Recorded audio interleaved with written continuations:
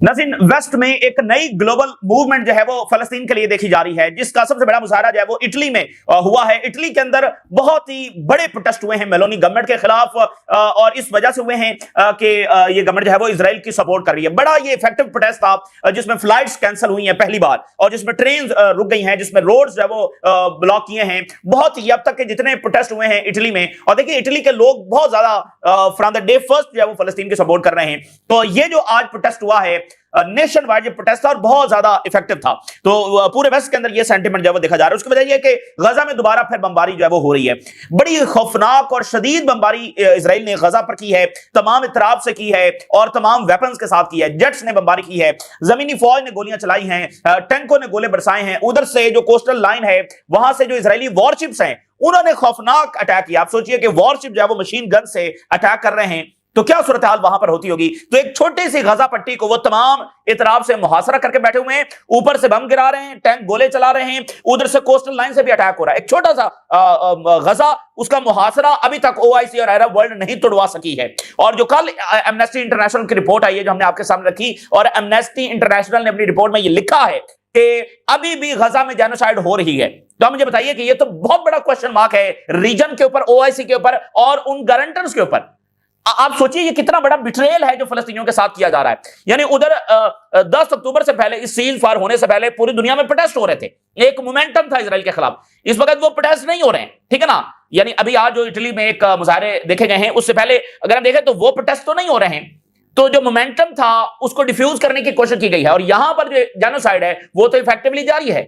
तो ये तो बहुत बड़ा क्वेश्चन उठ जाता है। और एक छोटा सा गजा, उसका मुहासरा करके उसको मारा जा रहा है इस तरह से तमाम तरफ से, यानी उस पर हमले किए जा रहे हैं, और भूख है और बीमारियां हैं, ऊपर से बारिश है। तो ये कितनी ज्यादा खौफनाक सूरत हाल है। और इस वायलेंस का जब नतीजा क्या निकलेगा। साथ ही वेस्ट बैंक के अंदर जो बुध वाले दिन से जो इनका अग्रेशन शुरू हुआ है उसमें मजीद एस्केलेशन हो रही है, और अब फलस्तीनी रेजिस्टेंस ने वहां पर रिस्पॉन्ड करना भी शुरू किया। अब ये वेस्ट बैंक को भी गजा जो है वो बनाना चाहते हैं। ये सूरत हाल भी आपके साथ शेयर करेंगे। और शेख कासिम, हिजबुल्लाह के सेक्रेटरी जनरल, उनकी स्पीच हुई है असैसिनेशन और बेरूत पर हमले के बाद, पहली स्पीच है, और इसमें उन्होंने कहा है कि there is a possibility of war with Israel. ये बात उन्होंने कंफर्म की है कि इजराइल के साथ जंग की पॉसिबिलिटी है, और उन्होंने कहा कि बिल्कुल हम सबमिट नहीं करेंगे, बिल्कुल हम अपने हथियार नहीं डालेंगे, इजराइल को हम कन्फ्रंट करेंगे। और यह बात भी उन्होंने की है कि लेबनान के अंदर जो ताकतें बैठी हैं और इजरायली मफादात को सर्व कर रही हैं, इसके बाद भी उन्होंने खुलकर किया। उन्होंने कहा कि इन तमाम को हम शिकस्त देंगे, अंदरूनी और बैरूनी, और इजराइल और अमेरिका सबको जब हम शिकस्त देंगे और सामना करेंगे। वेनेजुएला की सूरत हाल क्रिटिकल है, और कुछ भी किसी भी वक्त हो सकता है। ट्रंप ने कल कहा कि ऑन लैंड अटैक होंगे। तो वेनेजुएला के साथ यानी इसी रीजन में एक और जो कंट्री है पेरू, बड़ा इंपॉर्टेंट कंट्री है, and that is the country के जहां पर चाइना के सदर ने दौरा किया कुछ महीने कबल, और वहां पर जो पोर्ट है कई बिलियन डॉलर्स की पोर्ट का उन्होंने इफ्तिताह किया, ठीक है। ये चाइना की वहां पर प्रेजेंस का सबसे बड़ा सबूत कि पेरू के अंदर उन्होंने ये पोर्ट खोली और खुद गए। तो पेरू के अंदर इस वक्त नेशनल इमरजेंसी जब नाफिज कर दी गई है, पूरा रीजन जो है वो ड्रैग हो रहा है किसी ना किसी वजह से। अब पेरू के अंदर नेशनल इमरजेंसी नाफिज कर दी गई है, और वो ये कह रहे हैं कि वेनेजुएला के जो लोग हैं वो यहां हमारे कंट्री में दाखिल हो रहे हैं। तो ये उन्होंने नेशनल इमरजेंसी वहां पर नाफिज कर दी है। तो यानी पूरा रीजन इस वक्त अलर्ट है। पूरे रीजन में रजीम चेंजेस और इन अलाइन विद यूएस इंटरेस्ट उन्होंने करना है पूरे रीजन में, कहीं जंगें, कहीं पर इलेक्शंस, कहीं कुछ।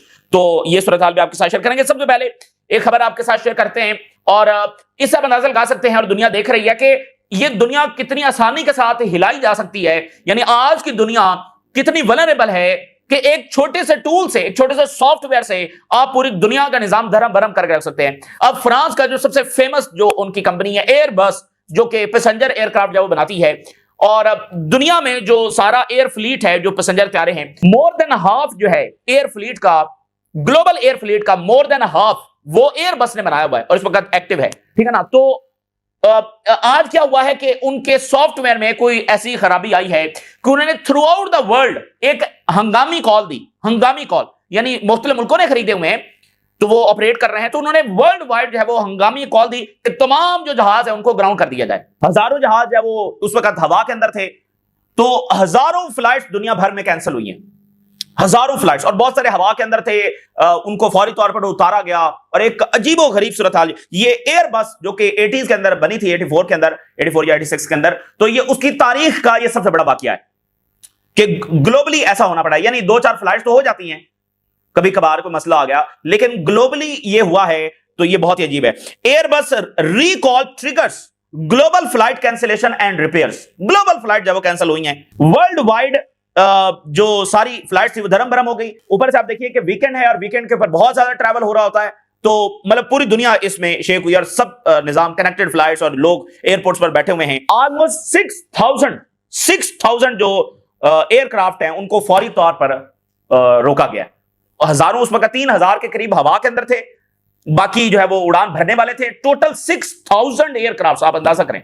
और इस एयरक्राफ्ट के अंदर जो है वो यानी 180-200 इसके करीब जब सीट्स होती हैं, तो 6,000 एयरक्राफ्ट उनको रोक दिया गया। ये सारी फ्लाइट जब वो कैंसिल हो गई। More than half of the global fleet जो है वो एयरबस का है, marking one of the largest recalls in Airbus 55 years history.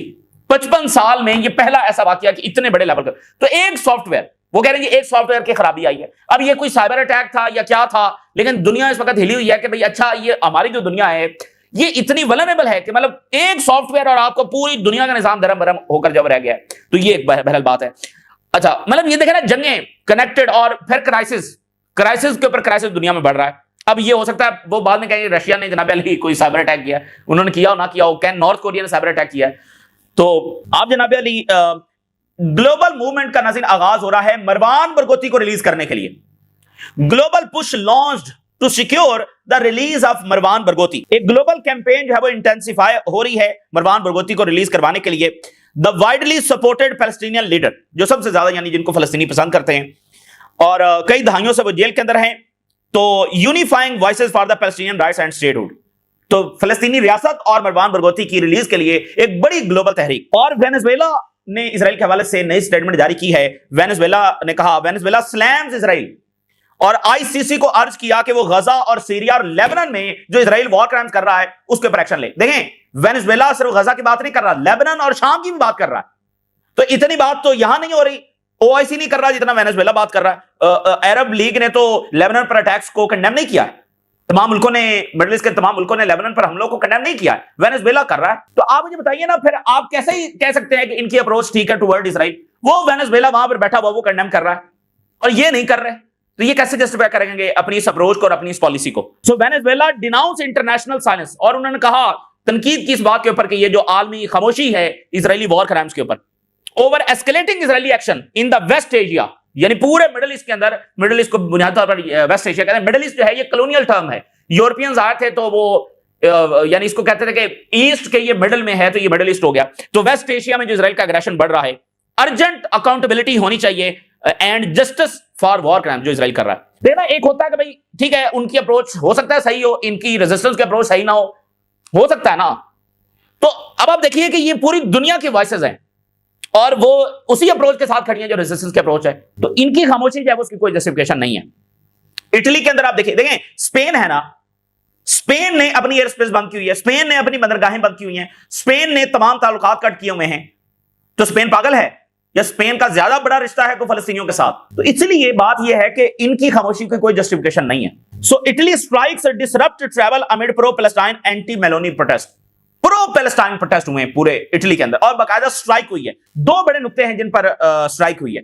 एक ये कि जो इसराइल जो कुछ फलस्तीनियों के साथ कर रहा है इस पर, और इटली की गवर्नमेंट जब वो इसराइल को सपोर्ट कर रही है इस बात पर उन्होंने वहां पर बड़ी स्ट्राइक की है। दूसरा ये कि जो इटली डिफेंस स्पेंडिंग बढ़ा रहा है, पैसा जो है वो सोशल प्रोग्राम से निकलकर मिलिट्री में लगाया जा रहा है, डिफेंस में लगाया जा रहा है, और जो यूक्रेन को पैसे दिए जा रहे हैं इस पर प्रोटेस्ट हुए और बड़े ही यानी सबसे पावरफुल ये प्रोटेस्ट थे अक्रॉस द इटली। फ्लाइट्स जो है वो कैंसिल हो गई, ट्रेन रुक गई और प्रोटेस्टर ने कंडेम किया Giorgia Meloni military budget and support for Israel. Military budget को कंडेम किया और जो सपोर्ट फॉर इसराइल उसको कंडेम किया। असल में 2026 में एक जो ड्राफ्ट है बजट का, उसमें यह है कि वो बहुत सारे पैसे पब्लिक सर्विस से निकालकर मिलिट्री में लगाने जा रही है, तो उस पर ये सारा रिएक्शन आया है और जो इसराइल कर रहा है। Nation wide Italy support strike, air और रेल ट्रैवल जो है वो दोनों मुतासर हुए। अब आप देखिए ना, यानी यूरोप है, दुनिया भर से सियाह आए हुए हैं और इटली है, ठीक है ना, दुनिया भर से सियाह आए हुए हैं। कोई किसी ने फ्लाई करना है, किसी ने ट्रेन के जरिए ट्रैवल करना है। उधर एयर बस की फ्लाइट्स कैंसिल हो गई, इधर इटली में ये हो गया, ट्रेनें रुक गई, फ्लाइट्स कैंसिल हो गई। तो एक आप देखिए ना क्राइसिस, ठीक है ना, यानी दुनिया स्मूथ अंदाज में नहीं चल रही। अफ्रीका में, मिडिल ईस्ट में जंगे हैं और यूरोप में ये हो रहा है, फ्लाइट्स कैंसिल हो रही हैं, ट्रेनें रुक रही हैं, तो वहां पर अलग नौयत का जो क्राइसिस है। और इसमें जो वर्कर हैं यानी यूनियंस जो हैं, लेबर यूनियंस, वो इसमें शामिल थी। जॉर्जिया मेलोनी की जो पॉलिसीज हैं, इंक्लूडिंग इटली का जो मिलिट्री एक्सपेंडिचर जो वो बढ़ा रही हैं, इसकी मुखालफत में लोग निकले हैं। एंड सपोर्ट फॉर इजराइल, और जो मेलोनी गवर्नमेंट की इजराइल के लिए सपोर्ट है, उसके खिलाफ लोग निकले। मिलान जो बड़ा अहम तरीन एयरपोर्ट है, वहां पर 27 फ्लाइट्स जो वो कैंसिल हुई। बोलोगना जो एयरपोर्ट है, वहां पर 17 एडिशनल डिसरप्शन जो है वो वेनिस में, नेपल्स में, यहां पर 26 जो डोमेस्टिक फ्लाइट्स है वो कैंसिल हुई।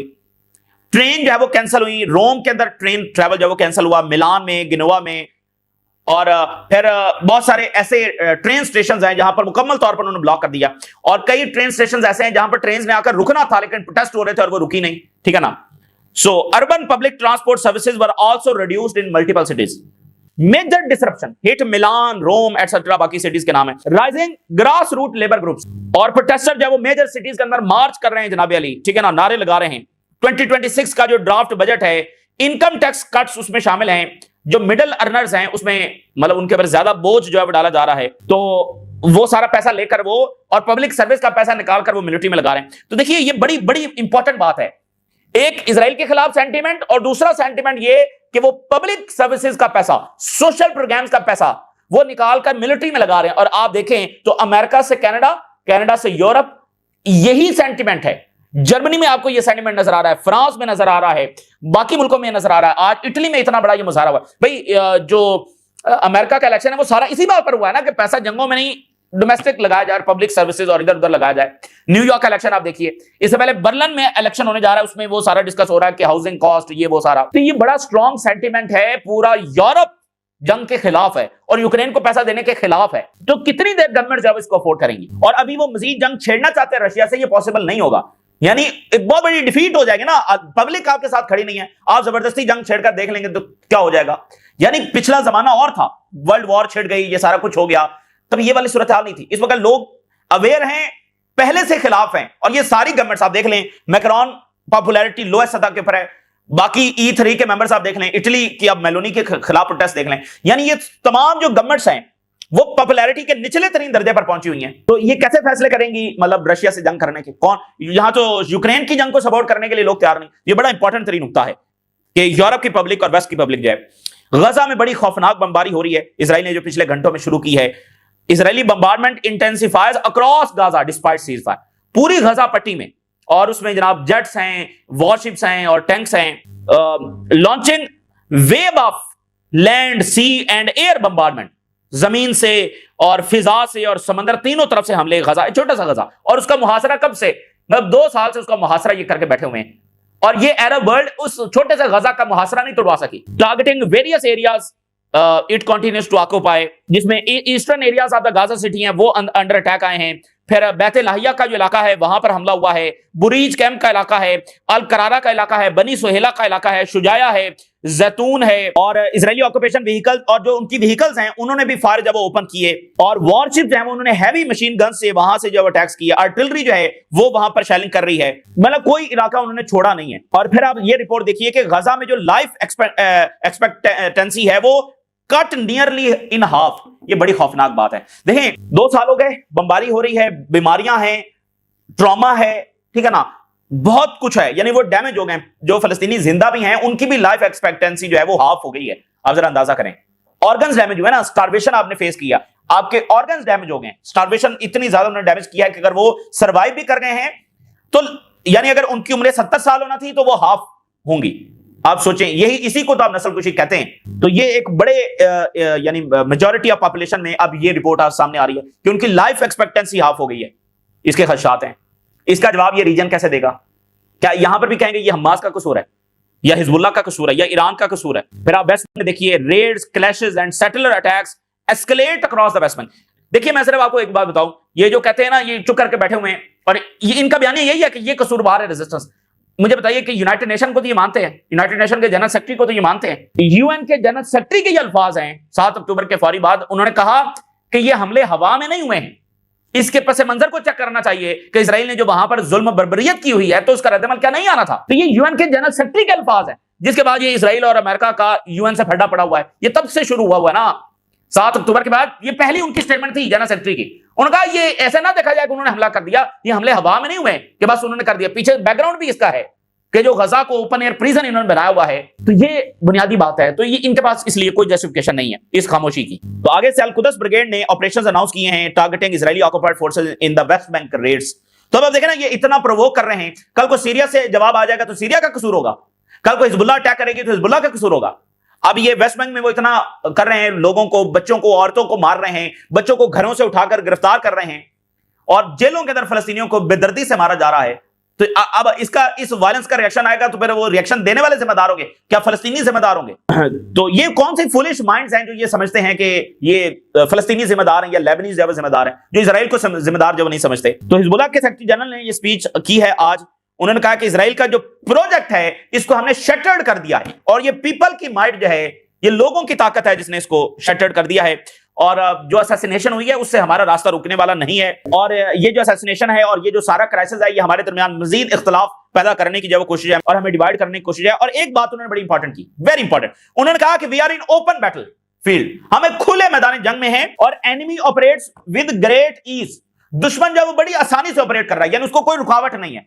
वो मुल्क में, लेबनान में घुसा हुआ है, इंटेलिजेंस गैदर कर रहा है, हवा में वो आराम से घूम रहा है, ऑपरेट कर रहा है। मतलब ये बड़ी इंपॉर्टेंट उन्होंने बात की। और उन्होंने कहा कि with coordination of US international and, ये लाइन सुनिएगा, अरब इंटेलिजेंस एजेंसीज। ये बहुत इंपॉर्टेंट बात है। हिजबुल्लाह के जनरल सेक्रेटरी ने अरब इंटेलिजेंस एजेंसीज के ऊपर इल्जाम लगा दिया कि ये मुकम्मल तौर पर इन कोऑर्डिनेशन ऑफ इजराइल है। बहुत बड़ी बात है, अरब इंटेलिजेंस एजेंसीज पर हिजबुल्लाह के सेक्रेटरी जनरल। तो देखिए, हम यही सवाल तो कई दिनों से उठा रहे हैं कि ये जो रीजन की खामोशी है ये फिर समझ में नहीं आती है। तो इसका मतलब ये इजराइल के साथ है।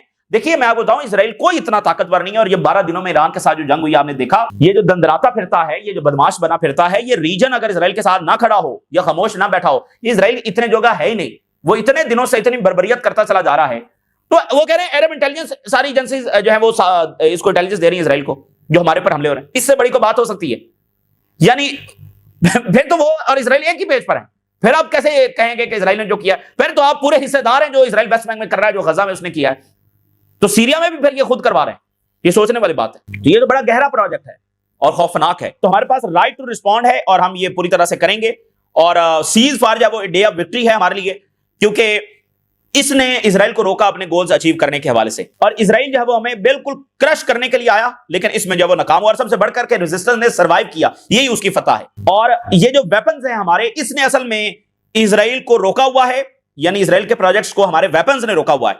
और जो डिसआर्मामेंट की बात कर रहे हैं वो इजराइल के हाथों में खेल रहे हैं। बड़ी खुलकर बातें उन्होंने की हैं। अरब इंटेलिजेंस की बात कर दी, इससे ऊपर बात क्या होगी? और इजराइल के जो सर्वेंट्स, इजराइल के गुलाम जो लेबनान में बैठे हुए हैं, उनसे भी हम निमट लेंगे। तो ये सिर्फ लेबनान में इंस्टेबिलिटी कॉज कर रहे हैं, ये जो इजराइल के गुलाम लेबनान में बैठे हुए हैं। और उनका ये जो पूरा साल है बमबारी होती रही और हमें डिसआर्म करने की कोशिश, ये सारा फेल हो चुका है और possibility of war with Israel है। तो उधर जनाब प्रेसिडेंट मडोरो ने कहा कि the homeland is sacred and must be defended. मुकद्दस है वतन और इसका दिफा किया जाएगा। और पीरो ने जो है वो स्टेट ऑफ इमरजेंसी डिक्लेयर कर दी है along the border with Chile. और उसने कहा कि वेनेजुएला से लोग जब वो इधर दाखिल हो रहे हैं। अब ये बात बड़ी इंपॉर्टेंट है, बड़ी इंपॉर्टेंट है, क्योंकि पीरो में मैंने आपको बताया कि चूंकि चाइना मौजूद है, वहां पर उन्होंने पहली पोर्ट जब वो खोली है। ये 200 साल में पहली पोर्ट है जो बाहर से आकर, एशिया से आकर या किसी दूसरे रीजन से आकर किसी ने ओपन की है। पहली पोर्ट जो पीरो में 200 साल के बाद ओपन हुई है। तो पीरो बहुत इंपॉर्टेंट है। अच्छा, अब ये कह रहे हैं कि वेनेजुएला सिटीजन जो है वो हमारे मुल्क में दाखिल हो रहे हैं, यानी पीरू के अंदर। अब मुझे बताइए कि वेनेजुएला को तो बॉर्डर नहीं लगता पीरू से, दरमियान में कोलंबिया है, दरमियान में ब्राजील है, ठीक है ना, तो उसका तो कोई डायरेक्ट बॉर्डर ही नहीं है। और जो नंबर्स इन्होंने बताए हैं कि 100, सिर्फ ओनली 100 वेनेजुएला के सिटीजन जो हैं वो हमारे एक बॉर्डर पर जमा हुए हैं, वहां से अंदर आने की कोशिश कर रहे हैं। इस बात पर उन्होंने नेशनल इमरजेंसी लगा दी है। 100 ओनली, इतने तो रूटीन में भी हर बॉर्डर पर होते रहते हैं। तो इसमें मतलब क्या है? देखिए, अब हर चीज को शक की निगाह से ही देखा जाएगा कि वहां पर नेशनल इमरजेंसी नाफिज कर देना। तो बहरहाल ये इस वक्त की सूरत हाल आपके साथ शेयर किया आपने। राज करें, इजाजत दीजिए, अल्लाह हाफिज।